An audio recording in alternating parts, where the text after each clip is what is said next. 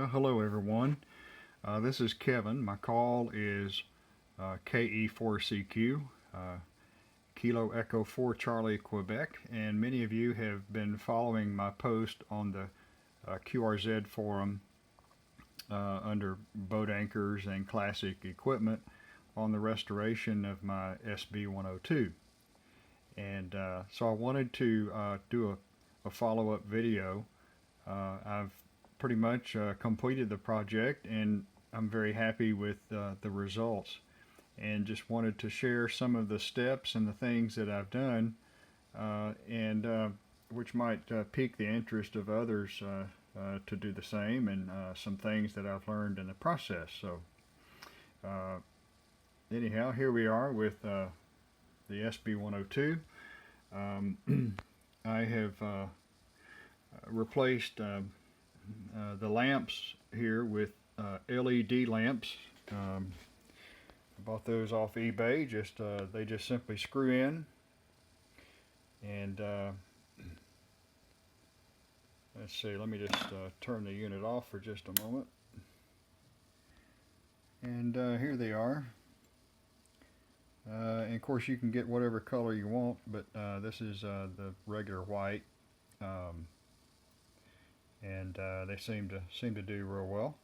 But I have replaced all the capacitors and resistors on the boards, as you can see, with all the blue color there.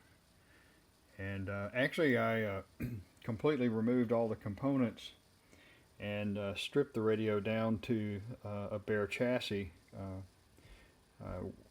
Wet sanded the chassis and reassembled everything according to the manual, the assembly manual. So basically it was a full experience on building an SB102. And I replaced the wiring harness and also the coax harness with the wire is Teflon PTFE wire, and the coax is all been replaced with RG316, which is a Teflon core coax. And so anyhow, I'm going to share with you just a few things about the project and the process. Okay, regarding the wiring harness, here's a page from the assembly manual that shows the diagram of the wiring harness, and the wiring harness is divided up into build outs, BO numbers, 15, 16, 17, BO1 here at the bottom, and so forth. That's how the wiring harness comes in the kit from the factory, already assembled and bound together. And so in order to duplicate this wiring harness with the Teflon wire, which is a 20 gauge stranded wire is what I used. So what I did was I basically went into the assembly manual, and I started from the beginning of the wiring assembly, and I went through each step looking for an instruction for a BO number, and I plotted that BO number and what the wire color was supposed to be. For example, here we have connect the wires from BO2 to the IF circuit board as follows. And so I know here from these four entries that BO2 should contain a yellow wire, a green-white wire, a red wire with white stripe, and so forth. And so went through the entire manual with that process, and what I did was I put everything on a spreadsheet, plotted everything out. So for example, here we have BO1 and all the wires that are associated with BO1. And in the instruction manual, of course, it will tell you where that wire is to connect on the board. So I also included those instructions. So anyway, I got everything plotted out on the spreadsheet, and then I simply went to the wiring harness um, to determine where the other end was located using my multimeter. So, for example, here we have the column that shows where the other end goes, which BO number is at the other end. So here we have, this is BO1. For example, this gray wire here connects to switch D, lug 7, and then the other end of it is at location BO16. So anyhow, so let's take a look at the wiring harness and the board that I used to lay it all out on and get everything done. Okay, here's the original wiring harness, and I laid it out on a black board, and then I labeled each BO number. So all these wires here, for example, are associated with BO1, and so simply putting a meter on one of the wires here, and then finding finding where it ends. And then plotting that, of course, on the spreadsheet. And so that's how I got everything organized, was by laying it all out on the board. And then during the reassembly process with the new wires, if I had anything that I was curious about or concerned about or just wasn't sure about, I would simply come back to this board and reference the wire to confirm that the wire here in BO1 goes to BO16 or whatever. Because in the instruction assembly manual, they of course give you instruction on where to put a wire on the assembly, but they don't tell you, there's no way of knowing where the other end of it is, and the only way of doing that is to either follow the schematic or lay it out like this and then just meter where the other end of the wire is. So I did a similar process with the original old coax harness. I basically I had it laid out on this board. I actually did this first before I tackled the wiring harness, but on this one I just simply laid it out on the board and went along and metered the locations of where all the wire was, and what I did was I would take the new coax and I just laid it directly on top of so if it was just the new coax here on the board, I would, or old harness, I would simply take the new piece of coax and lay it on top.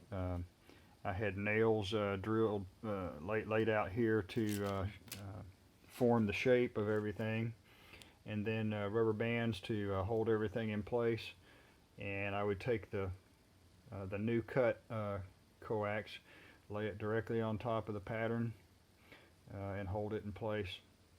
And then I actually on the new harness I did use some of the new some of this same type of wrap, this wax wrap, and I bought it. I found some of that at Hobby Lobby, and so that's how I wrapped the new coax. So here's the wrap that I found at Hobby Lobby, and it seems to be exactly the same material. About $7 or $8 for a roll of it. And regarding the wires, the new wire harness, I used, as you can see, the wires are quite colorful, and so I did not use the same system that Heathkit originally had used, which basically was a lot of white wires with stripes. You know, white wire with one blue stripe or two blue stripes. And then of course they had some solid colors, but the majority of them I would say were white with stripes on them. And so here's the system that I used that seemed to work very well, which goes like. Okay, here in this example, they give instruction on connecting wires from B02 to the IF circuit board as follows: yellow to 12. So, of course, I used a solid yellow wire for that. Green white. This would be a white wire with a green stripe on it, I believe. But what I did was I would use a solid green wire, and then I would put a white band on it. Just bought some colored heat shrink and would cut a small band. So I would have green and with a white band. And this would be solid red. This one here would be red with a white band on it. In this example, we have yellow, yellow, white. So I would use a solid yellow wire, and then I would put two bands on it. I would put a yellow band and then a white band. And here, of course, this would be a purple, a violet wire with a white band on it. Okay, here is the wire that I used. I bought this off eBay.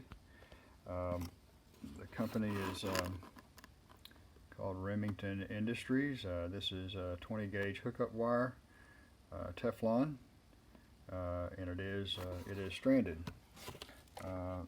And so the kit, this is a 10 spool, 10 color kit, gray, brown, blue, black, white, red, yellow, purple, green, and orange.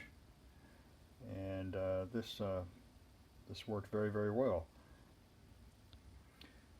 And here's some of the heat shrink, colored heat shrink that I bought to make the bands. Simply just cut a small piece to the color that you need, and pretty much had all the colors that I needed. I think the violet and orange were two colors that I kind of had to do a compromise on, and what I ended up doing was basically buying some bright colored duct tape that you can also get at Hobby Lobby, and I would just cut a small piece of that tape, for example on the purple tape or the violet tape, and use that as the band instead of the heat shrink. Okay, here's the underside of the radio with all the wires in place. Of course, this is the RG316, and as an example, here I've used an orange band here. I've got violet and orange here. Here's an example of, okay, let's get this back in focus. Oh, sorry about that. Okay, so here's an example of where I have an orange wire with a white band, or excuse me, a yellow band and a white band on it. So in the description in the manual, it would read orange, yellow, white, and then I would use a solid orange wire, a yellow band, and a white band. I had two wiring errors, or two errors that I have found, and so far that seems to be the only mistakes that I've made in the whole project. So I'm pretty pleased with that. I had a wire that a coax wire that I had put in the wrong place on the board, and then I also had a solder joint with a mica capacitor that was causing a problem. So after finding those two problems, the radio seems to be running very, very well. So I'm going to show you the one of the errors that I had made, and it actually took me about a week to figure out that I had this what this problem was. It actually was preventing me from being able to receive, and so it was a wonderful moment whenever I found the problem. But basically, here, coming from the filter switch assembly, there is a .001 capacitor that is here, and it's got a band protection band on it, and it comes through the chassis and connects to point number 14 on the modulator circuit board. Well, the mistake that I had made was I had actually soldered it to this point here, just adjacent to point 14. On the actual board, and it's not actually shown here on the diagram, but on the board, 14, on number 14, they do give you a little marker line showing you where they want you, where 14 is supposed to be.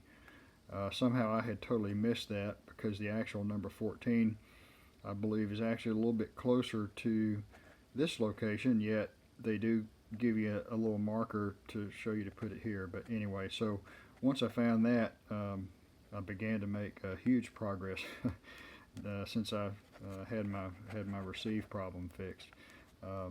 And the other item was a mica capacitor that just had a bad solder joint. So anyway, overall, I've been very, very happy with the results. I am getting about 110 watts or more on the bands from on 80, 40, 20, and 15. On 10 meters, it ranges anywhere from about 50 to 70 watts. So that's probably just an alignment issue on the upper band as to why it's a little lower. I understand that 10 meters should be probably around the 80 watt range or so, but well, I won't be on 10 meters for probably a long time. I spend most of my time on 80 and 40 and 20 anyway. So anyhow, just very, very happy with the results.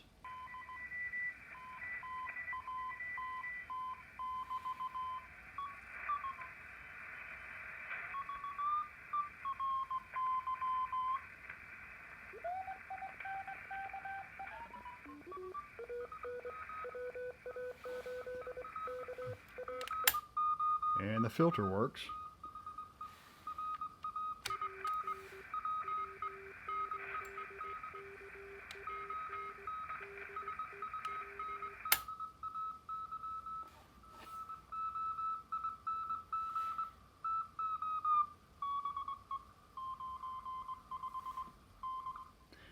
Anyway, so if any of you have any questions, feel free to drop me an email. My call is KE4CQ, Kilo Echo 4 Charlie, Quebec, and my email is good on QRZ. Or you can also, of course, simply post a follow-up question here on this thread here on the QRZ forum. Thank you for watching, and thanks for all of you that have helped me through the process, answering questions, and it's been a tremendous learning experience for me. I've been a ham for about 7.5 years. Started learning CW 2 years ago, and I do not have an electronics background, so I've been diving in and enjoying the process and learning a great deal, and I would encourage anyone that's considering doing a project like this, just go ahead and do it. Especially well, you certainly can't do it without an assembly manual, so that certainly is priority. So get an assembly manual and just enjoy it. So thanks again, and 73 from KE4CQ.